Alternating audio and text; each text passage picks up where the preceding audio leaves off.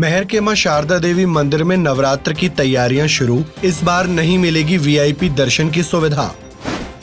प्रयागराज के मंदिरों में बैन हुआ लड्डू प्रसाद, अब फल और नारियल से लगेगा भगवान को भोग।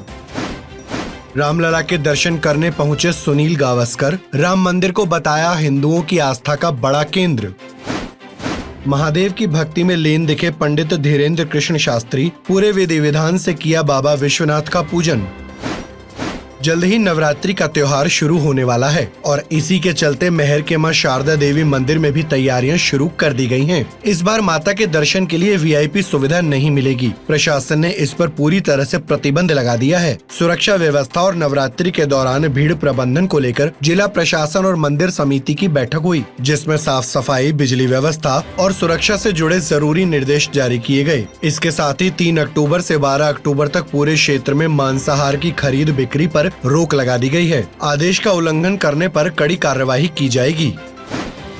तिरुपति मंदिर से जुड़े लड्डुओं के विवाद का असर देश भर के मंदिरों में देखने को मिल रहा है। इसी क्रम में प्रयागराज के प्रसिद्ध शक्तिपीठ अलोप शंकरी और ललिता देवी मंदिर के साथ ही बड़े हनुमान जी और मनकामेश्वर मंदिर में नई व्यवस्था को तत्काल प्रभाव से लागू कर दिया गया है। इसके तहत भक्त अगर भोग लगाना भी चाहते हैं तो घर में बने प्रसाद भगवान को अर्पित किए जा सकते हैं। मनकामेश्वर महादेव मंदिर में अब प्रसाद के रूप में फल और बड़े हनुमान मंदिर में गुड़ चने का ही प्रसाद चढ़ाया जाएगा। बाकी मंदिरों में भी ऐसी व्यवस्था जल्द ही शुरू करने की योजना है।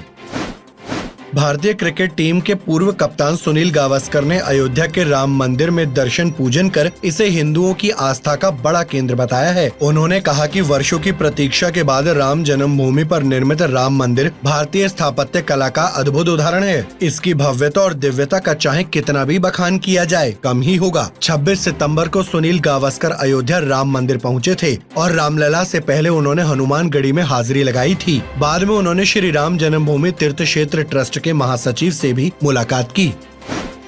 बागेश्वर धाम पीठाधीश्वर आचार्य धीरेन्द्र कृष्ण शास्त्री ने गुरुवार को काशी में बाबा विश्वनाथ के दर्शन किए और पूरे विधि विधान से पूजा अर्चना कर बाबा का आशीर्वाद लिया। इस दौरान कॉरिडोर में मौजूद श्रद्धालु बागेश्वर धाम सरकार की एक झलक पाने के लिए आतुर दिखे। इसी तरह विश्राम स्थल पर भी लोग उन्हें देखने के लिए व्याकुल रहे और भीड़ बढ़ती देखकर गुरुदेव ने उन्हें छत पर चढ़कर दर्शन दिए। बाद में गुरुदेव गया के लिए रवाना हो गए।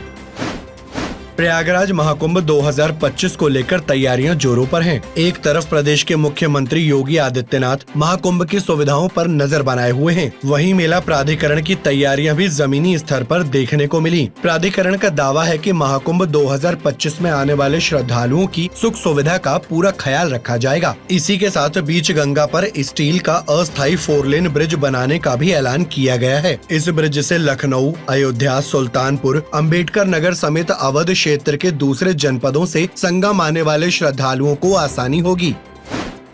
उत्तराखंड की चारधाम यात्रा में अगले साल यातायात व्यवस्था आधुनिक तरीके से संचालित की जाएगी। इसके लिए आर्टिफिशियल इंटेलिजेंस पर आधारित एक प्लेटफॉर्म तैयार किया जाएगा। वहीं यातायात सुविधा के लिए हरिद्वार के बैरागी कैंप से यात्रा का संचालन किया जा सकता है। यहाँ पर स्टॉल लगाकर यात्रा का पंजीकरण और दूसरी जानकारियाँ भी दी जाएंगी। माना जा रहा है कि इससे ऋषिकेश और इसके आसपास के क्षेत्रों में वाहनों का दबाव भी कम होगा।